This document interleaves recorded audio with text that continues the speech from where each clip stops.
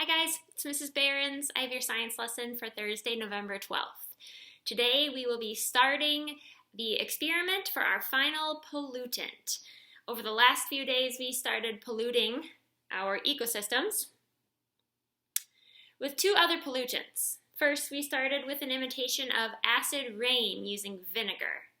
Then we moved on to an imitation of road salt using table salt. And today we will be polluting this beautiful ecosystem with an imitation of agricultural runoff. Now, what does that mean? You read an article today, you read an article today about growing crops the natural way. In that article, it talks a little bit about some of the things that farmers and agricultural workers do to help prevent pests from impacting their crops. And a couple of the things that they do to encourage growing healthy crops and not having to deal with as many pests is they use pesticides to get rid of the pests, but they also use fertilizers to help the plants grow and have all the nutrients that they need to grow. Now, one of the side effects or the side impacts of using those products on agricultural fields is when it rains or when the plants are watered, that water grabs the solutions that are applied to the plants, like the fertilizers, and then the water runs off of the field and it takes the fertilizers with it. And wherever that water goes, it brings the fertilizer with. So to imitate agricultural runoff, which oftentimes has high concentrations of fertilizer in it, we will be polluting this ecosystem with a solution of fertilizer and water. It looks like this, kind of like blue raspberry Kool-Aid. It is, however, not blue raspberry Kool-Aid. Do not drink it. It is a fertilizer that many of you might have around your home or nearby. It's called Miracle-Gro. It's very, very popular. You buy it in jars or in bags. It comes like this in granules. That's what it looks like. You mix it together with water, like I have here, and you might pour it on your flowers that you keep on your front step, or another plant that you have in your yard. And what it does is it gives the nutrients that the plant needs to grow, that potassium, phosphorus, nitrogen. It gives those things to the plant continuously so that the plant has everything it needs to grow and bloom and be strong and healthy. Now, a little bit of a good thing can be a good thing, right? Too much of a good thing is not always a good thing. This mixture that I have put together of fertilizer and water is not a mixture that you would apply to your plants. This mixture here has about 5 times as much fertilizer as you normally would give to a plant. And that is something that's found in agricultural runoff, because all of that water brings all the fertilizer from the field down into one spot and it collects. It gets very concentrated. That means it has a lot of something. In this case, it's the fertilizer in that solution. So we will be polluting our ecosystem today using this mixture of concentrated fertilizer.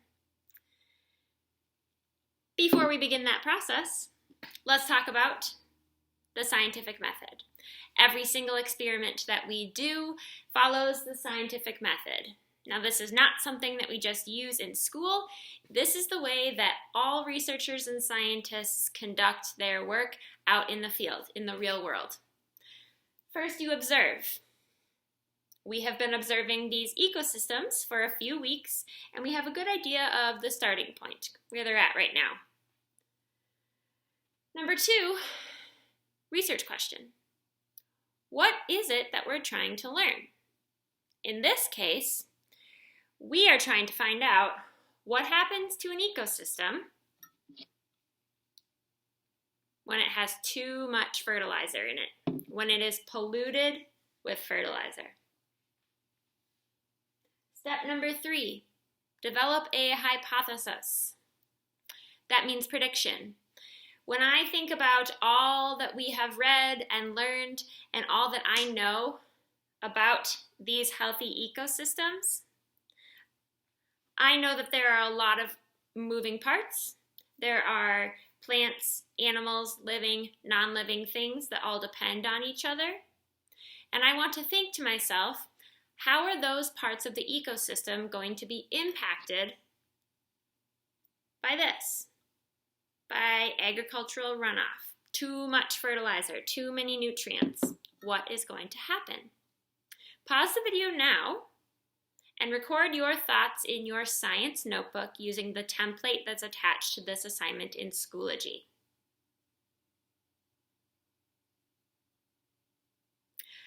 You should have recorded your hypothesis for this assignment in your science notebook. And if you have done that, then it is time to pollute. I'm going to be using a dropper to add the fertilizer pollution to my ecosystem because, once again, I don't want to just pour the entire thing into the ecosystem. That's not realistic. So here is my ecosystem, and I am just taking small amounts of that fertilizer solution and applying it to the terrarium part of the ecosystem. I'm going to give it about as much water as I have been when I'm watering these.